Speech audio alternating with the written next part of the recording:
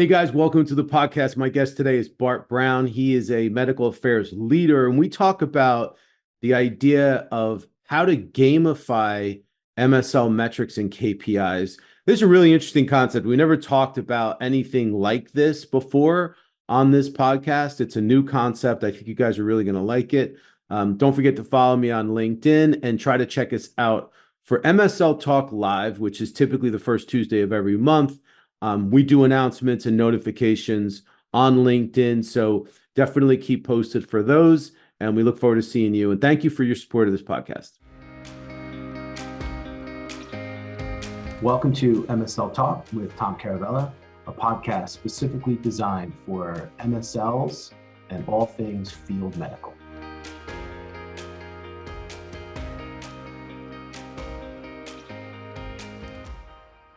Hey, Bart, thanks for joining me. Welcome to the podcast, brother. Hey, Tom, happy holidays. Yeah, man. So I am excited, guys, because I've known Bart a long time. We've worked together in different ways, and he's an awesome field medical leader that is going to bring you guys a really amazing idea that he came up with. So I'm excited to have him on and share him with you guys. But before we do that, Bart, why don't you do an introduction and tell everybody who you are, where you're from, and all that good stuff? Sure. So I'm Bart Brown, PharmD. I live out in Colorado between Denver and Boulder. Great view of the Front Range Mountains. My background, I was a high school teacher before I went to pharmacy school. 5 years of clinical and academic practice in Des Moines, Iowa. Started in pharma back in 1997 at the old Forest Labs. So I'm now starting my 27th year, hard to believe. Just means we've been around the block a few times.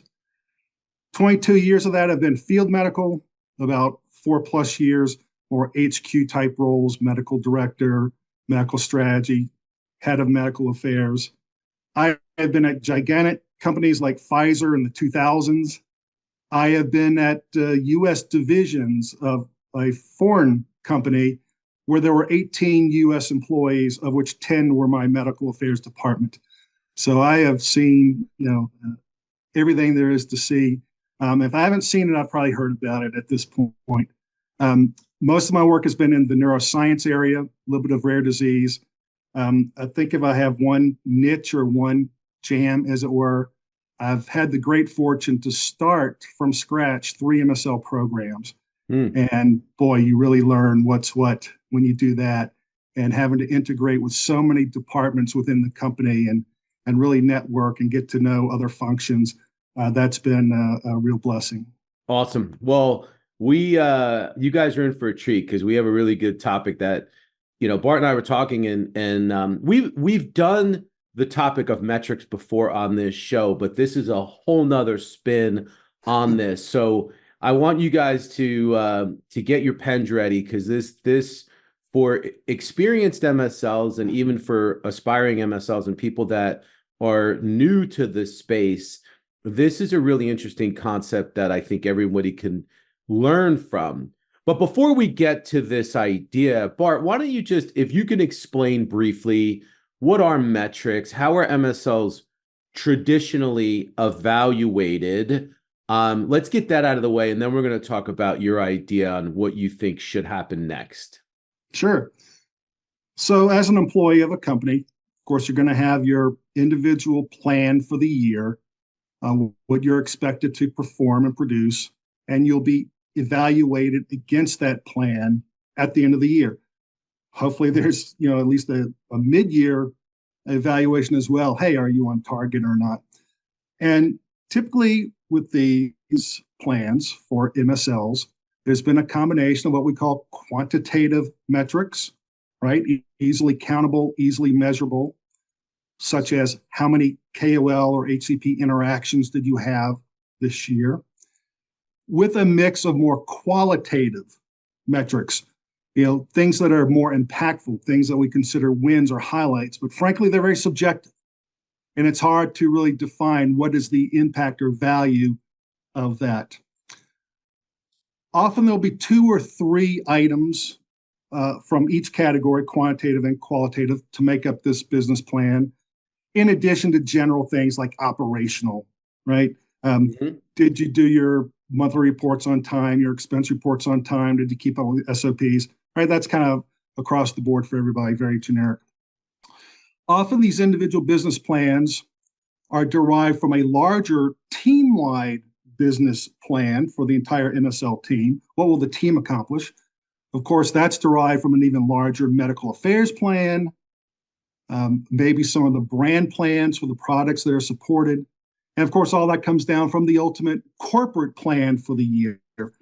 So all this kind of spinning down to an individual level. That's the traditional method. And frankly, I've been around long enough that, I don't know everything that works, but I've been around to see what doesn't work. And traditional metrics like this do not work very well for field medical. Commercial, it's easy. You have sales numbers, sales quotas, sales dollars, sales volume, growth of sales, all of those things. None of that applies to medical affairs or field medical. It's more subjective. So how do we really define that value and that impact?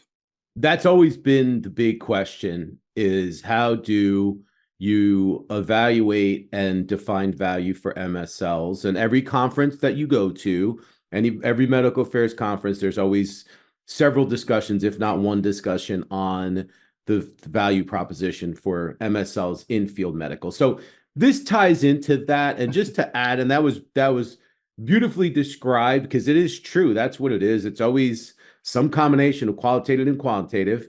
Now, the other thing is that there's no real standard, from what I can tell from all the people I've had on this podcast, all the years I've been doing this. There's no standard. There's no one way to do this. Everyone does it differently. Yep. So now, Bart, you have this idea, which is very creative, on how you could take a totally different approach with the idea of metrics and KPIs and a totally new way to evaluate MSLs. So why don't you share that and explain what that idea is? Sure. So, I've struggled, Tom, over the years with the qualitative component of this.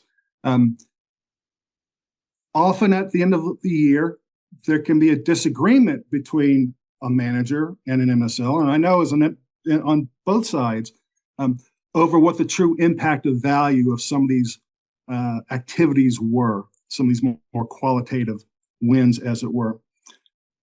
As an MSL, I used to think, I exceeded expectations. I really am due for a fantastic assessment at the end of the year and all the perks that come with that.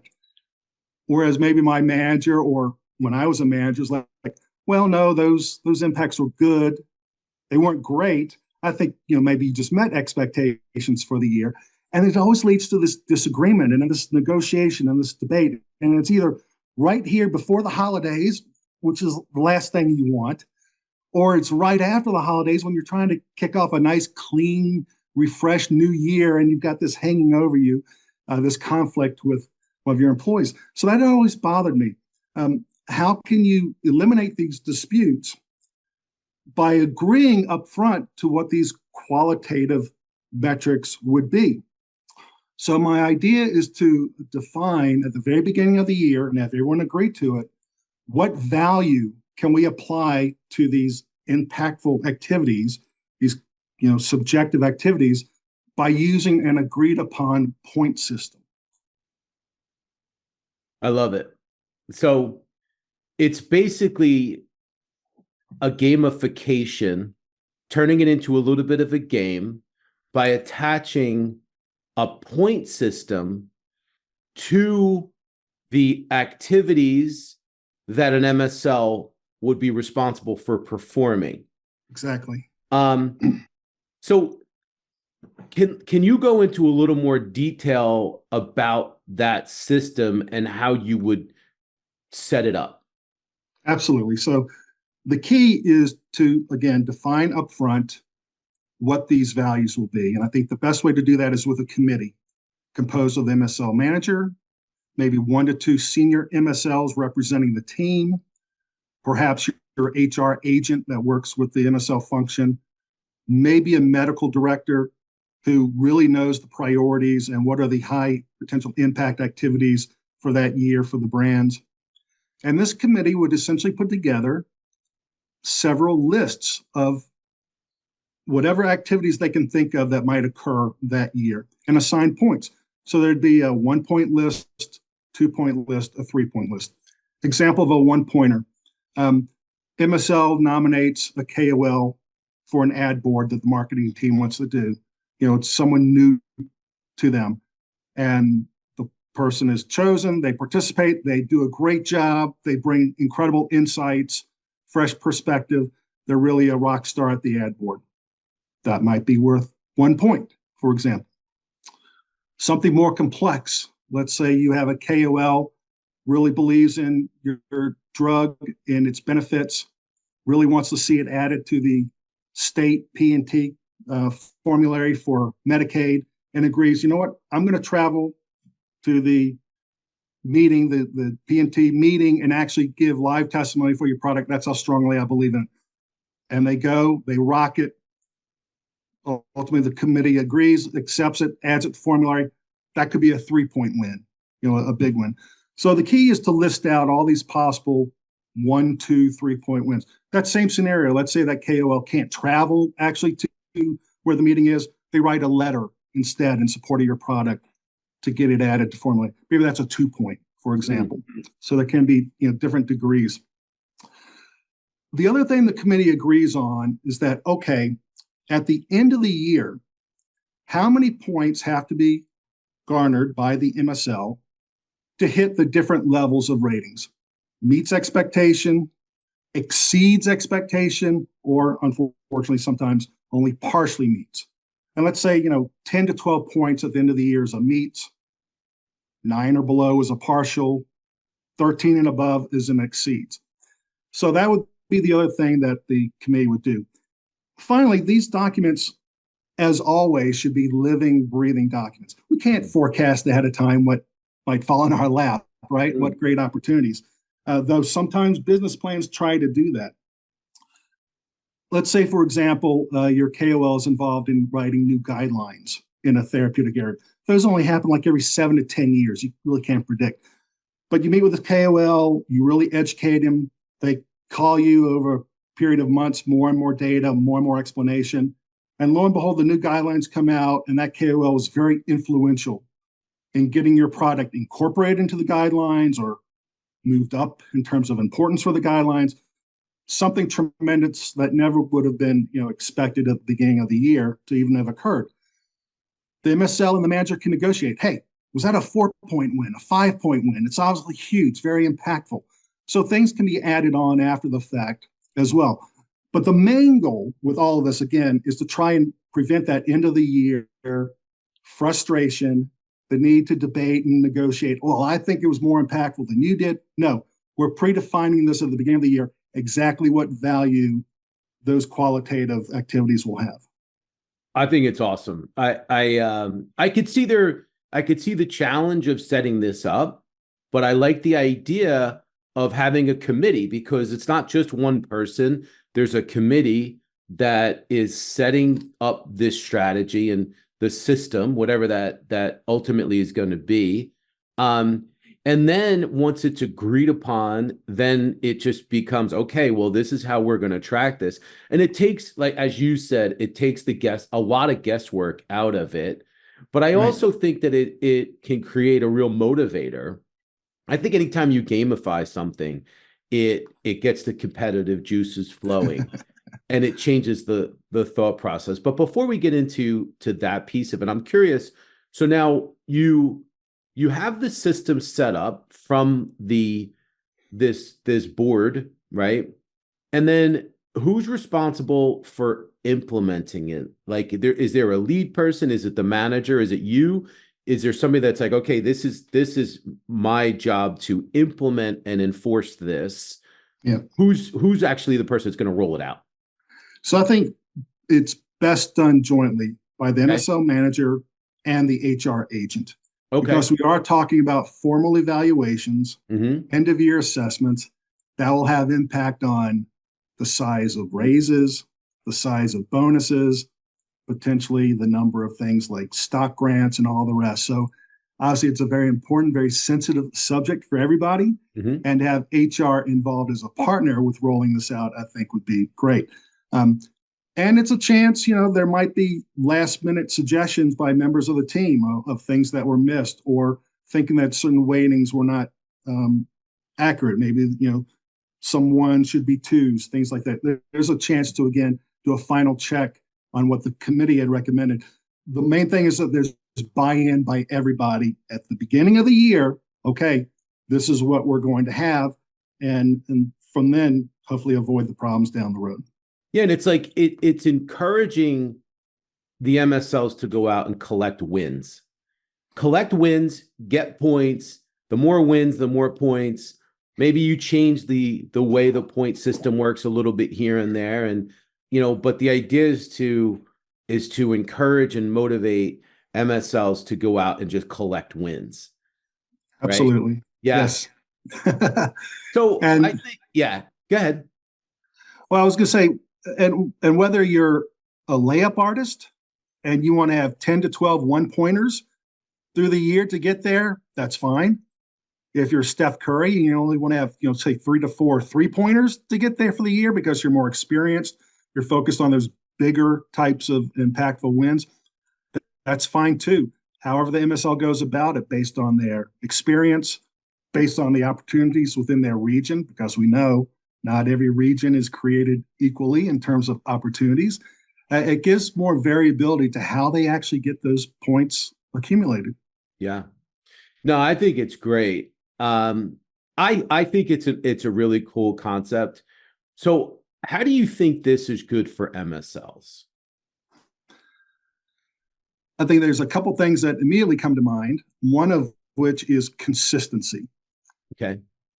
If you've been in MSL, you have been in a situation where you did an activity exactly the same way as MSL Billy Bob in another region did an activity, but maybe Billy Bob is in New York, and the KOL he worked with is well known by headquarters, and the case series that KOL wrote has gotten lots of play, and headquarters just thinks it's absolutely wonderful, whereas you and your KOL in Iowa, Nebraska, who also did a case series and published in a great journal, it's not playing so well.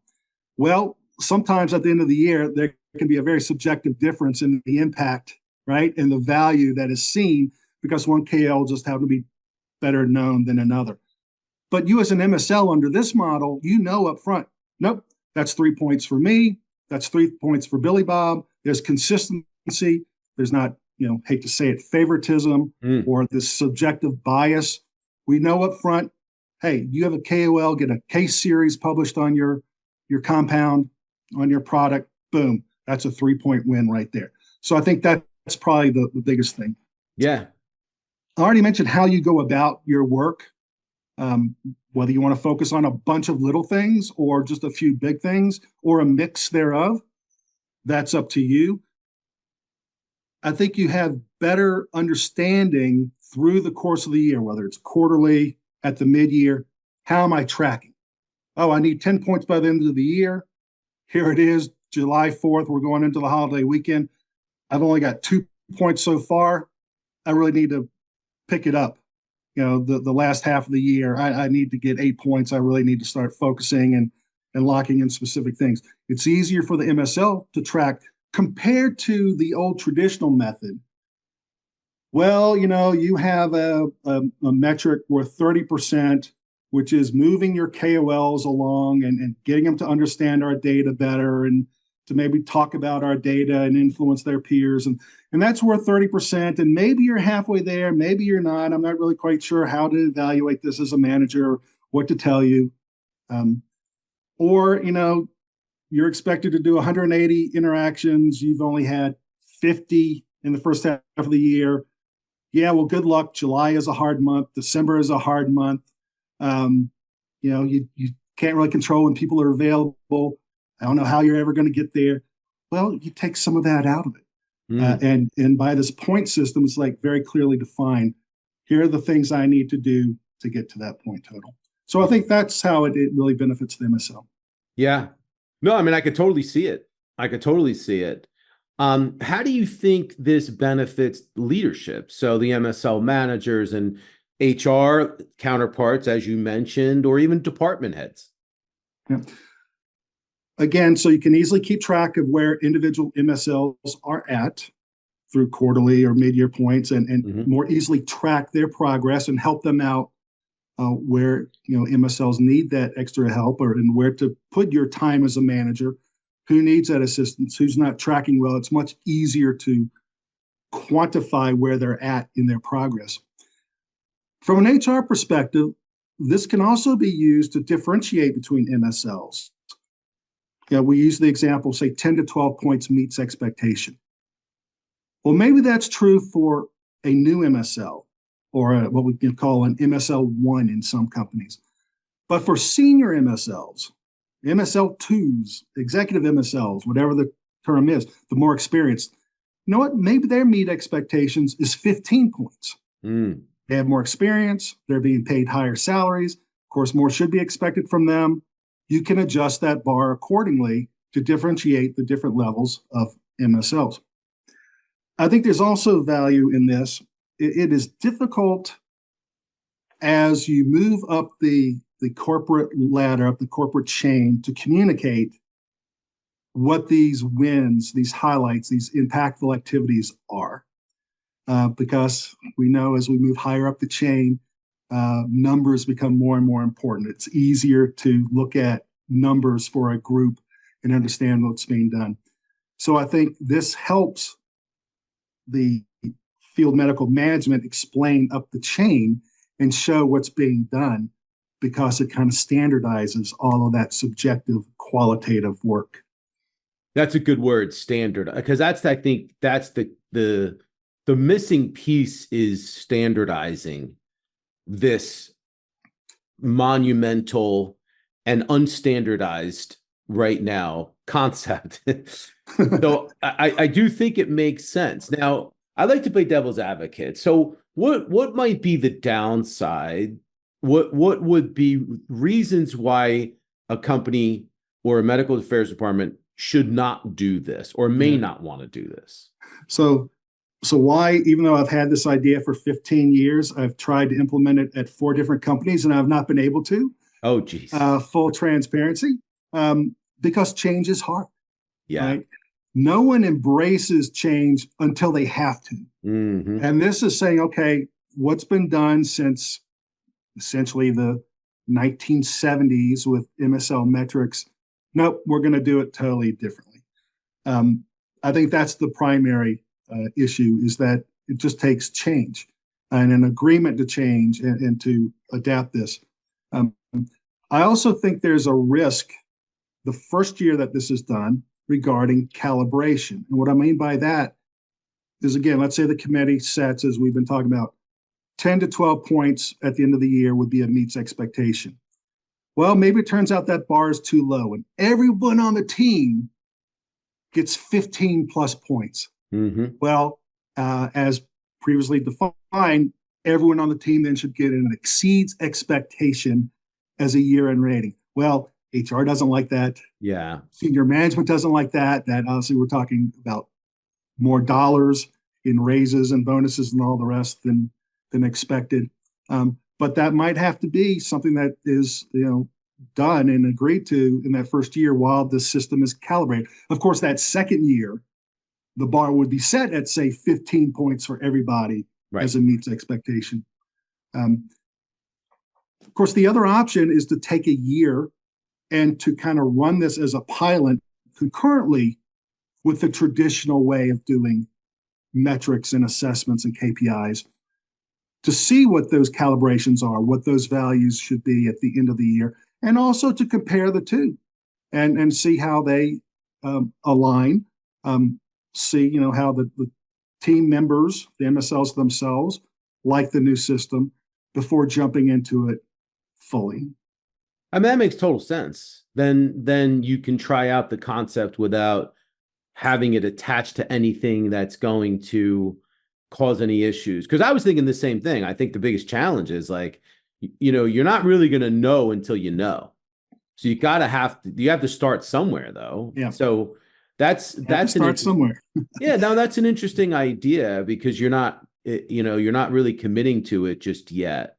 What about what if do you think that there's a way that MSLs can do this on their own right now? So they listen to this podcast and they're like, I want to do this. Do you think there's a way that MSLs could gamify their current metrics, their current system, as a way to motivate themselves and encourage themselves to do better? Yep, absolutely, Tom. It all starts with the generation of these lists and these point values, and whether an MSL does that on their own, or with a couple teammates who might want to also participate in this, or if the whole team does it, Yeah. with the manager assisting, and kind of as an informal exercise. It all starts with generating these lists. And then in terms of self-motivation, there's all kinds of ways to look at it. All right, in the month of February, I gained 2 points. Well, in the month of March, I want to beat that. I want to aim for 3 points. Or in the first quarter, I got X number. Next quarter, I want to beat that. So there's that personal, saying that personal record, as it were, per quarter.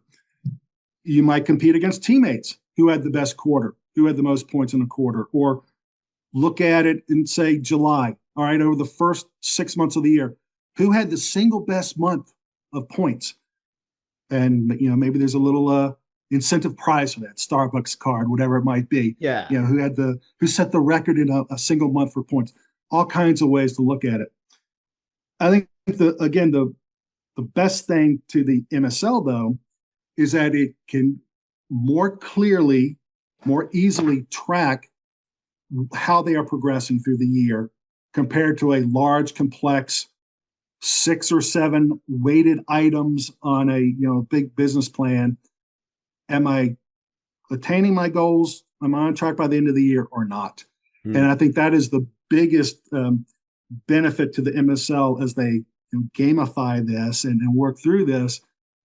Am I on track or am I not? And I can tell very easily. And if I'm not, what things can I do from some quick wins, rack up some quick points? Because again, they're all impactful. They're all important for the company. They all bring value. It's just a matter of how much value. Right. No, I think it's awesome. It's so cool. And I like that, that word impact. I think that's a key word, is how can you be more impactful? What types of activities are you going to focus on for greater impact? And then you get higher points for greater impact. So, what about, I know obviously you've seen a lot and you have your finger on the pulse of what it takes to be successful. What do you think MSLs need to do to find success in 2024? Well, we are in difficult times. And I think the single biggest thing that MSLs can do, or MSL functions in companies, is diversify, diversify, diversify. And I know that goes counter to what seems to be happening in field medical affairs, which is actually subspecialization, right? Smaller, more focused teams on specific aspects of medical affairs. I'm kind of saying the opposite, diversify. 2023 has been a brutal year for company layoffs, the sheer number of companies, how unexpected. I was hit back in August with an unexpected layoff, 60% of our company. You look at just in December, announcements of acquisitions, Cerevel by AbbVie, Corona by BMS. We'll find out the impact of those in January, February, March about consolidation and more layoffs, right? It is always necessary for the MSL function to show its value to the company. Because again, we can't do it in terms of sales dollar, sales volume like the commercial side. It's even more true now, I think, with all of these layoffs. So my advice, by diversifying, get your fingers into as many pies as you can, or even better, think of the octopus, get your tentacles wrapped into as many different departments and functions as you possibly can to show how you are supporting them, to show the value you are bringing. It gives the opportunity to network for exposure. And if you as an MSL, you feel like, well, my management, my field medical management chain doesn't support this, what you can do as an individual is volunteer for projects, for assignments, take on as much as you can possibly handle while still getting your day job done, but to, again, increase that exposure with headquarters to show your value. If you want to volunteer for an assignment but you're not comfortable do it, ask if you can be a co-lead to learn from a more experienced MSL. So the next time you can be the lead, but get into as many things as you can to show that value, because layoffs are a part of this business, more so now than it seems like even previously. Acquisitions, you name it. We have to show the value, and I think the best way to do that is to show value across multiple domains and functions as possible. Amazing advice, Bart. You're the man. Thank you. This was a great conversation. Guys, I told you wouldn't be disappointed. And what I love about this is the creativity, the ingenuity. We haven't had this type of twist on this subject. So I love bringing new ideas. I hope it was helpful for all of you guys. And Bart, I want to thank you. You're amazing. I appreciate you, brother. Well, thank you, Tom. I would ask, if there are any companies out there, MSL managers who are already doing this, please reach out to me. I want to hear how you got the company to agree. I want to hear how it's going. How do the MSLs like it? How do you think it compares to traditional ways of doing assessments? I'm not aware of any that are, but you never know. I don't know what I don't know. So if it's happening, please let one of us know. Yeah, reach out to me too. We'll do a podcast on it, and maybe Bart, we'll have you come back, and maybe we can have a discussion, like a little bit of a panel discussion on how, like a part two, how this concept was implemented and how it's finding success. I think it'd be really cool if somebody's doing it. Reach out. Absolutely, yes. Let's find out. Well, thank you, Tom. This has been fantastic. Yeah, Bart, thanks for joining me. And guys, thank you as always for your support of this show. Thank you for listening. Thank you for sharing. And thank you for all the comments. And I really appreciate you guys. And we'll see you next time.